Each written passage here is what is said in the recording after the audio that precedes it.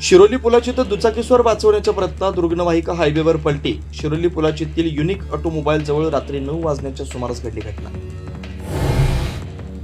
Nagwe सामंतवाडीत tusker हत्तींचा धुमाकूळ. विराज सामंत यांची वॅगनर फोडली. पिकांचे मोठे नुकसान.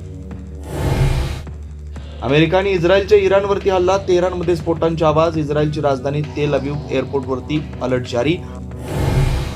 अफगाणिस्तान पाकिस्तानमध्ये तणाव वाढला. अफगाणिस्ताननं पाकिस्तानचं एक फायटर जेट पाडलं.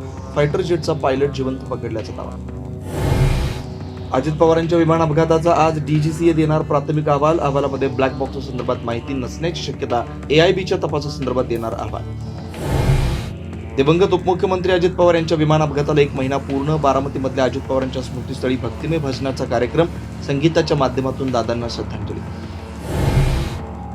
शिखर बँकेच्या घोटाळ्याच्या प्रकरणी कोर्टानं स्वीकारला क्लोजर रिपोर्ट. कोणताही दंडनीय गुन्हा सिद्ध होत नसल्याचं कोर्टाकडून नमूद. अण्णा हजारेंसह इतरांच्या याचिकाही फेटाळल्या. नाशिकमध्ये 255 कुटुंबांचा हिंदू धर्मामध्ये पुनर्प्रवेश. गरिबी आणि अंधश्रद्धेचा गैरफायदा घेत धर्मांतर केलं जात असल्याचा नरेंद्राचार्य महाराजांचा दावा. इचलकरंजीमध्ये हिंदू जन आक्रोश मोर्चा. हिंदुत्ववादी संघटनेच्या कार्यकर्त्यांवरचे गुन्हे मागे घेण्याची मागणी. छत्रपती शिवरायांच्या पोस्टरवरून झालेल्या राड्या प्रकरणी दाखल झालेले गुन्हे.